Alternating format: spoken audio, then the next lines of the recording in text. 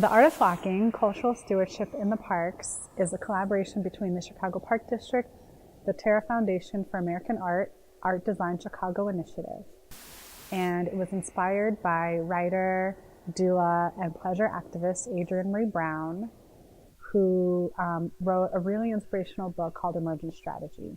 This idea of artists and organizers working as a flock, the idea of really listening deeply to nature, really building on concepts of biomimicry and speculative fiction, learning from the lessons of Octavia Butler. These are all really foundational in Adrienne Maree Brown's Emergent Strategy, and they inspired this project. The Art of Flocking specifically talks about birds and talks about how birds flock together.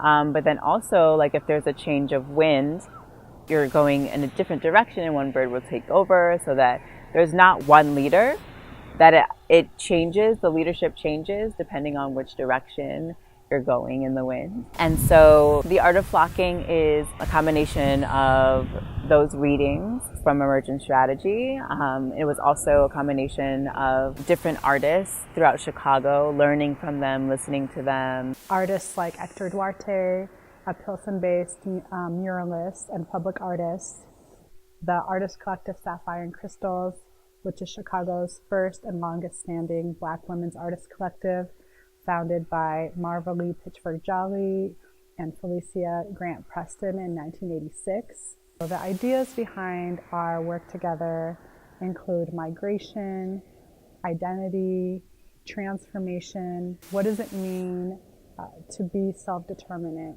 What does it mean to work in solidarity? Our two programs, Young Cultural Stewards Fellowship and Artseed, really took inspiration from Adrienne Maree Brown's scholarship and our featured artists.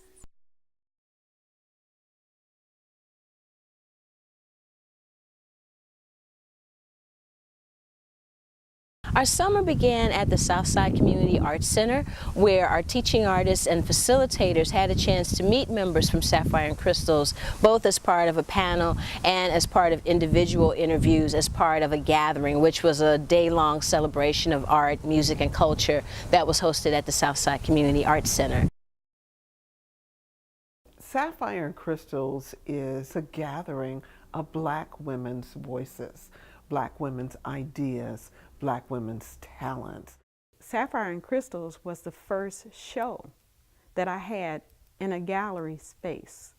So that, I was just, totally excited and pumped up. And the first one in 1987 was right here in the Southside Community Arts Center. But as more people came on and it grew, it became not just Sapphire and Crystals, the exhibition, but Sapphire and Crystals, the group. It was one of the rare opportunities, really, for African American women artists to have an opportunity and a venue to exhibit. A lot of us as women had similar issues with accessibility, and even quite frankly, the idea of putting a show on solo, for example, is pretty overwhelming. So when you can come together with a dozen other people and we can share responsibilities. I mean, we produced catalogs, I think, for each show, which was a lot of work. Thank you, Juarez. Really, exactly. But those are important documents to have, and those are important opportunities for us to speak about our own narrative. I can remember some of the wonderful meetings that we would have at Marva's, either up in the condo or downstairs in her studio. But the kind of support that we gave each other was just, in my opinion, phenomenal. Marva Jolly was kind of our founding mother in Sapphire and Crystals. She's a sapphire and we were the crystals. Felicia Grant Preston and her brought a number of women together to discuss this as a collective and what we could do. We helped each other grow, we learned from each other. Me in particular, I felt I was the real rookie of the group. And I just felt a lot of love and support that I probably would not have developed as an artist had it not been for Sapphire and Crystals. We need black women, and you need black women artists. If you look back at our history as a city, black people have been a very strong vein in our creative history. If you look at the whole history of WPA and the Southside Community Arts Center, it's been a good chunk of our contemporary and modern history in Chicago has a very strong African American component. And we really can't afford to lose any part of our creative history.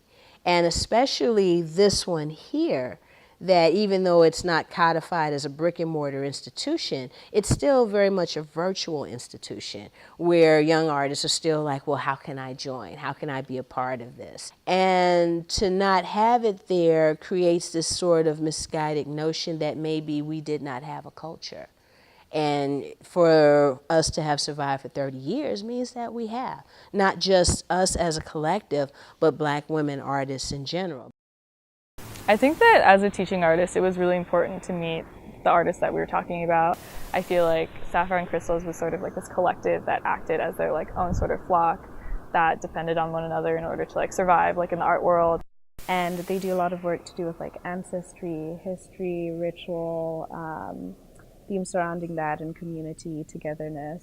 Those elements of being in community and with one another, we're all woven in together, and we're a huge part of the way that we design the curriculum. The experience for me has been just really kind of confirming that art is a solution, art is a way to bring people together, art is an arena that's common to a lot of different people.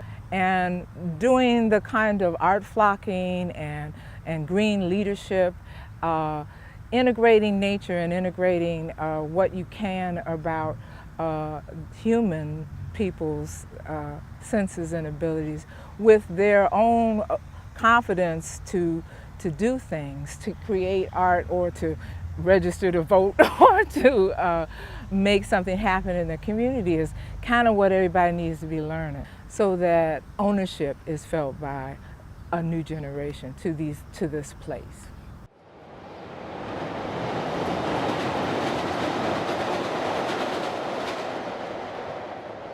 Our next visit was to the studio of Hector Duarte in Pilsen, which was just an amazing thing in and of itself to see the working space of an artist. And we started making the butterflies for our culminating project.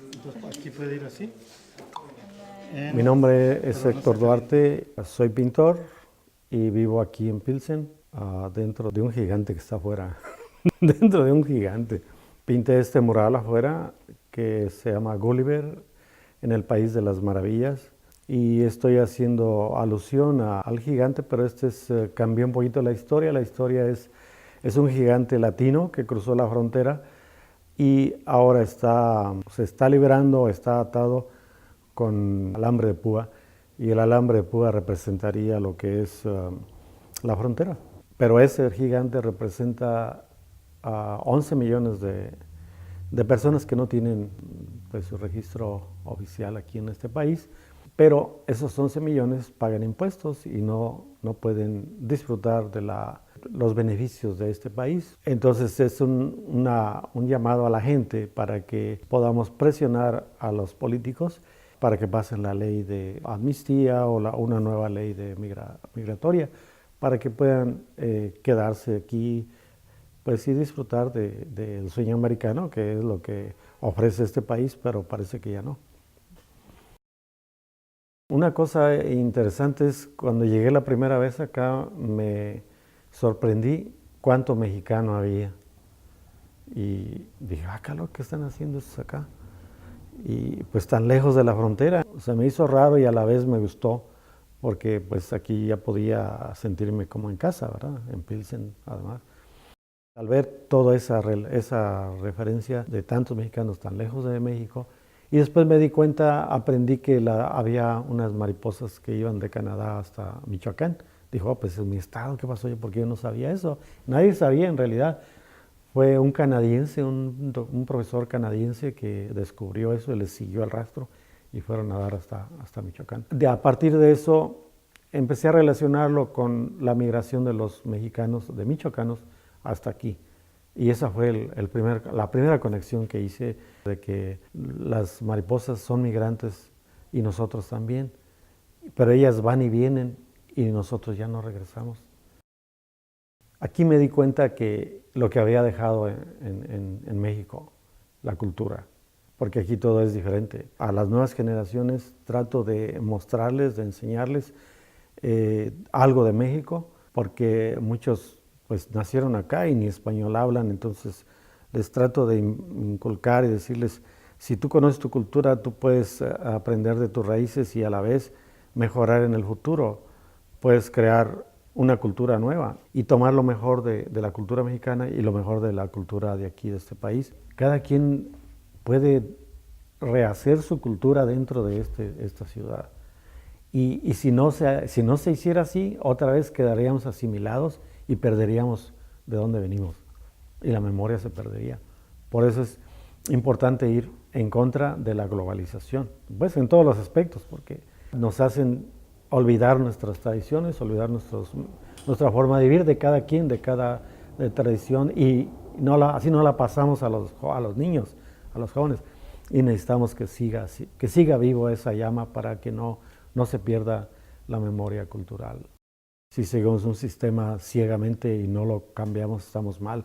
Si uno no conoce de dónde viene, no podría uno hacer ningún cambio, porque estamos metidos, inmersos en esta forma de vivir y no vemos para los lados, no vemos para atrás.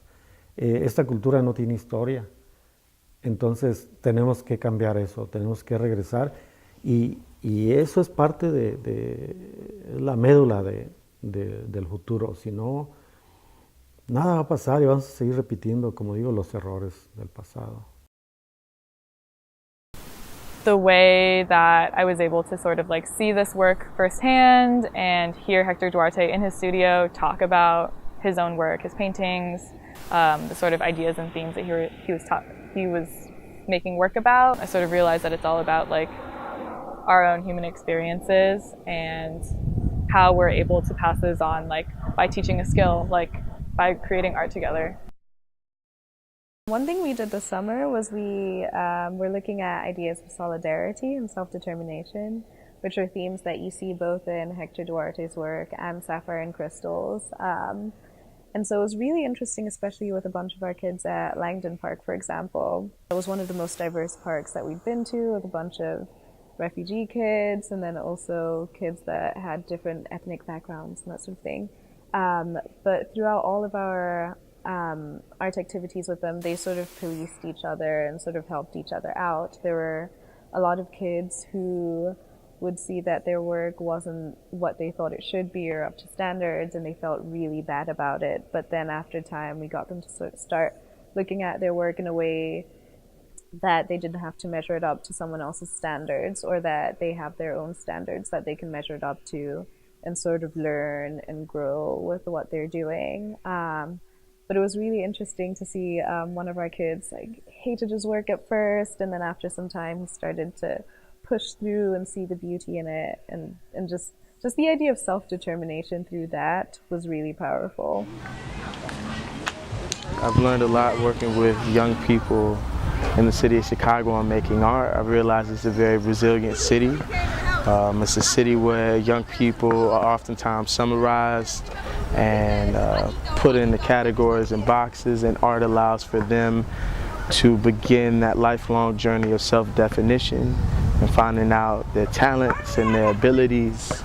And hopefully what Azucena and myself have been trying to share with the young people here is providing some sort of good for them and providing them with an opportunity for growth and learning more about who they are and what they can accomplish. What do we kind of think about when we see butterflies? Do they make us feel happy, sad? Happy because they're beautiful. Happy because they're beautiful. Youth just love making art. They love exploring with the material. They love learning about the artists we're introducing them to, especially because, you know, at school they learn a lot about typical artists like Picasso, Van Gogh, but they never, you know, sometimes they don't get the opportunity to learn about Chicago-based artists. So it's really nice just giving them this artwork that comes from, you know, people that are from here, from Chicago, especially people of color, because I feel that youth need to learn about, you know, art doesn't just come from one person, it comes from many different cultures. One artist that I got to meet through Young Cultural Stewards was Hector Duarte, and I kind of really liked meeting him because I'm Mexican, he's Mexican, he was from that background, and his murals have so much of a story behind them, which is really nice to see that artists really care about what they bring to the world, because I kind of got that from him. And it's amazing to see how when he tells the story of how he came and what inspires him, it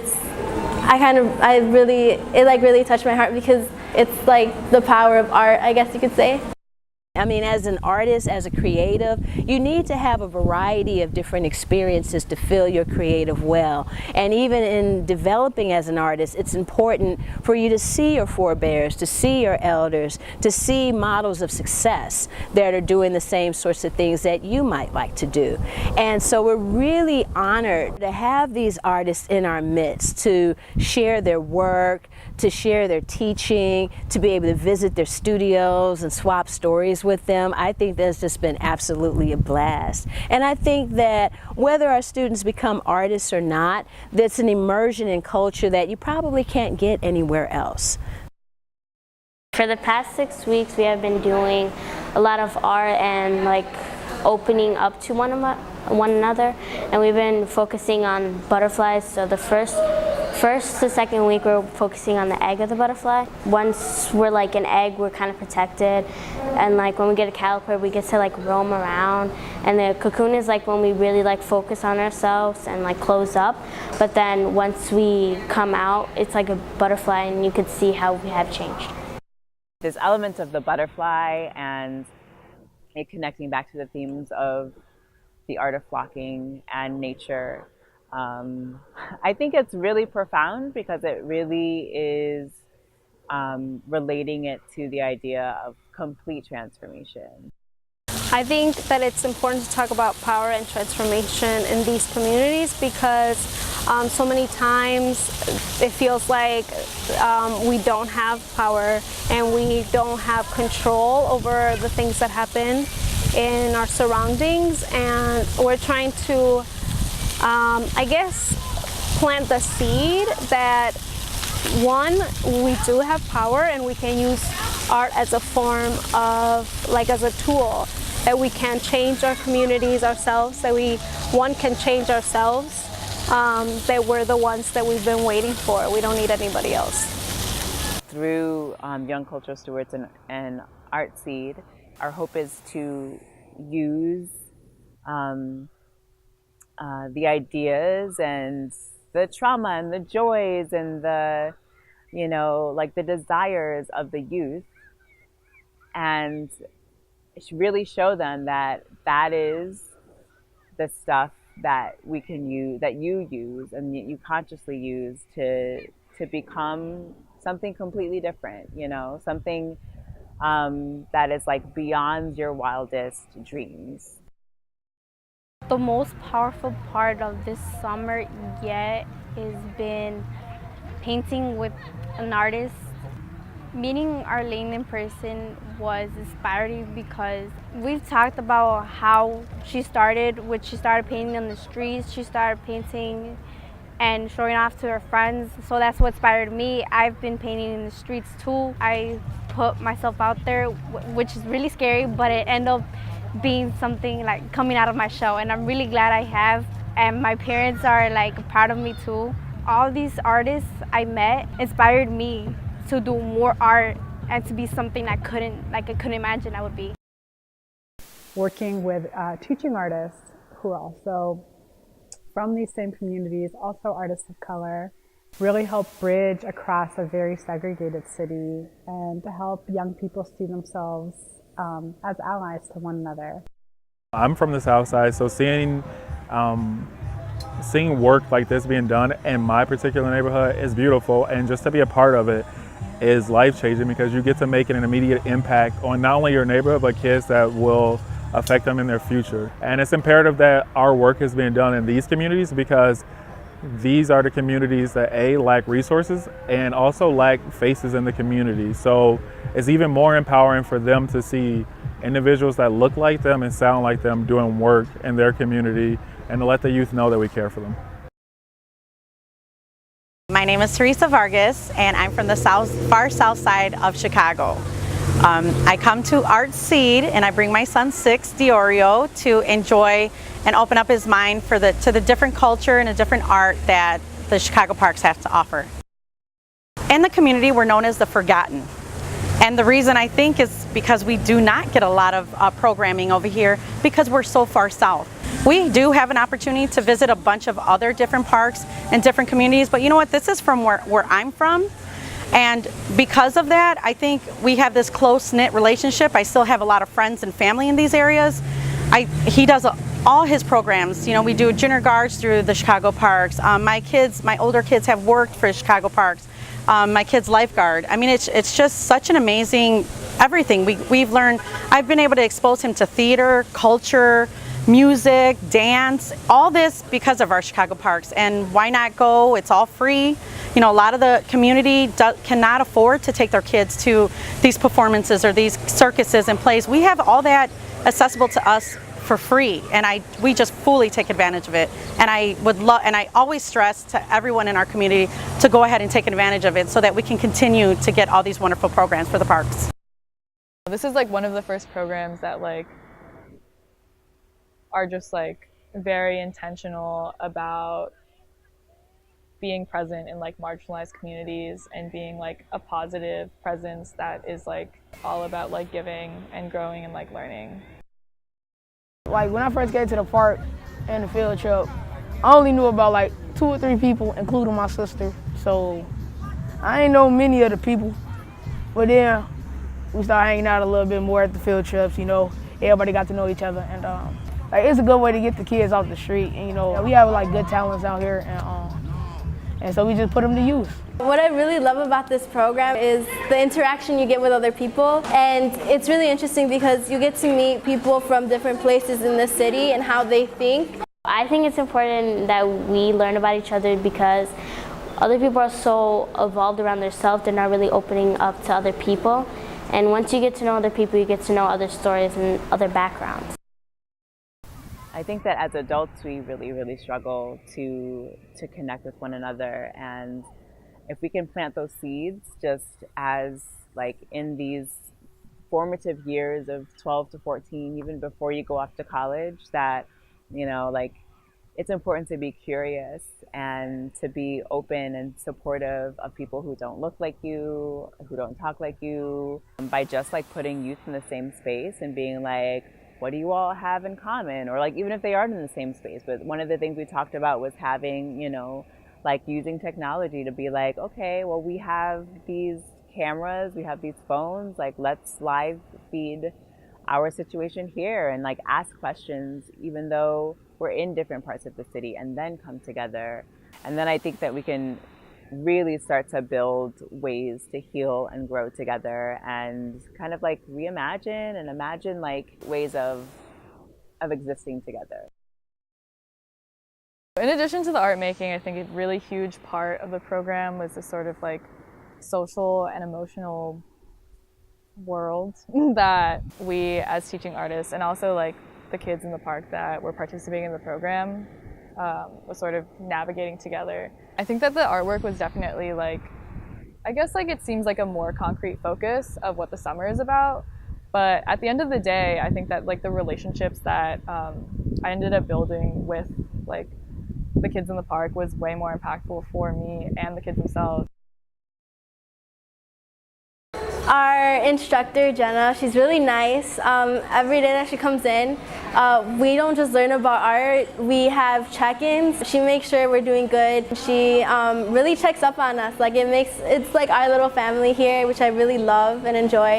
Here, you're learning to take out your emotions, you're learning to be friends, have family, just rely on other people. We have all these conversations about friends and where we come from, and like we all just kind of listen and we all just bond together. What you get from this whole program is that they care about what they're bringing into our society, and you don't really get that because I feel like a lot of places it's kind of like, oh, you're here, you're here, okay, good for you, you paid the money, we're just gonna make you do activities and activities and activities. It's more than painting because you build friendships, families, and you could fall on that when you're like down deep and you need to come up to the clouds. Like there are people that you can talk to here that it just helps you do anything. This program really helps people learn what they're made of and learn what others are made of, and it kind of brings peace in one environment, and if you can do that in one environment, then you can do that in one community. I had a lot of small moments with children just in different parks, talking about what they'd like to do in their life or different topics, or at Langdon Park, for example, we had these kids and one of them was like, oh, I'm going to be in a museum one day, but throughout the beginning of the program he'd sulk and like he wasn't really about it, but getting to know him over the course of the summer and developing relationships with them and being a stable event or thing that they could come to and make artwork at and have the space to do that and be aware of what life is like for them was really powerful for me. So today we're at 31st Street Beach for our culminating event. I'm from Artseed. There's Young Cultural Stewards, and we all came together for our culminating event. We brought some of the work that we made over the summer. The kids made murals from the west side. In particular, the art that we did on the south side. We made the one-day houses where kids reflected on houses that resemble the homes in their communities, but also the power of fixing things and taking control of your own neighborhood. We also have a ton of kids that's from our individual programs that are here, and also a bunch of walk-ups off the beach. Anyone is welcome. It's just an event to celebrate all the work that we did across the city this year. Getting near the end of our programming, we started to talk about our culmination event and get them to think about how they would like to portray themselves in the public or things that were important to them in the community that they wanted to share. So they made flags, they made banners, they made community murals, and different things that they wanted to share. And that was super fun. It was a really great turnout. Our culminating event at the end of the Art of Flocking was a butterfly parade at the Margaret Burroughs Beach. We partnered with the Jabberwocky Marionettes and young people from the Young Cultural Stewards and Artseed programs created butterflies from across 22 different parks in order to imagine a world without borders. We had a procession that went to La Ronda Paracata, Hector Duarte's public sculpture within the Burnham Wildlife Corridor. And it was really this opportunity for young people all across the city to come together, to play, to laugh, to honor these artists. Sapphire and Crystals were there. Juarez Hawkins and Arlene Turner Crawford did a beautiful ceremony, really thanking the ancestors. They created an altar in the space. Hector Duarte talked about the significance of Paracata and the migration of the monarch butterfly from North America to Mexico. And the young people really got to be celebrated. It was just kind of a culminating expression of just being free and like playing in the beach and doing artwork and running around with butterfly wings. And so it was, I think, probably over most of the things that I experienced over the summer. It was like the vision for like one vision for freedom and for transformation. There's an art to flocking, staying close enough not to crowd each other, aligned enough to maintain a shared direction, and cohesive enough to always move towards each other. Adrienne Maree Brown.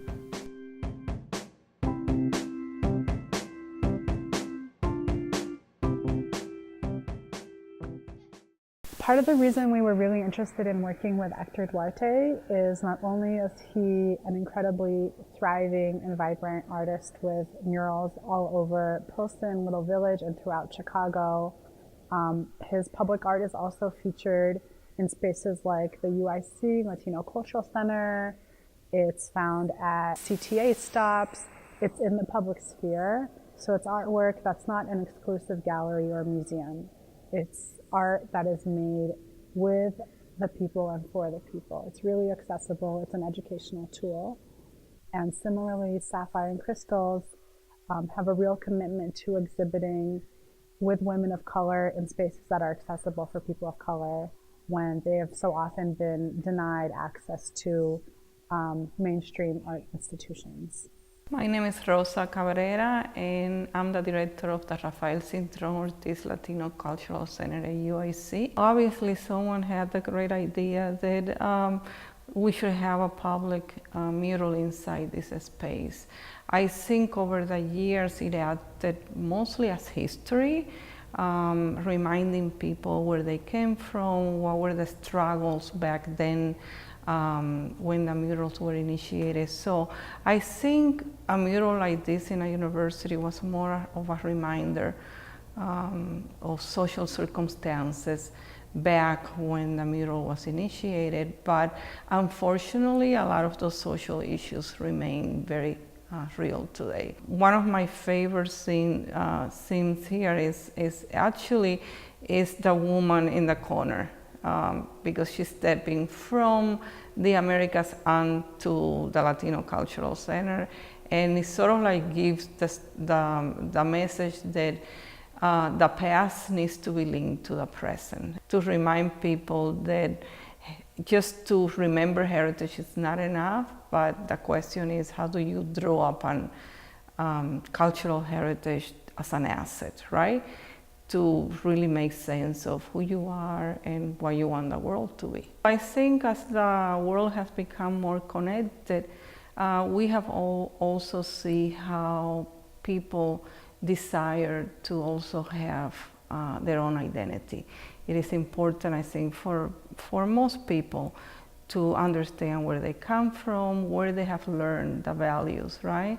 And the ideas through which they perform their everyday life. And for young people, perhaps that might not be something that they think about it, but with time, I think what you see more and more people sort of like having that question. And so through the arts and a mural like this, this is a way to make those connections and to talk about that cultural heritage, not so much in the past, but what does that all mean for you today?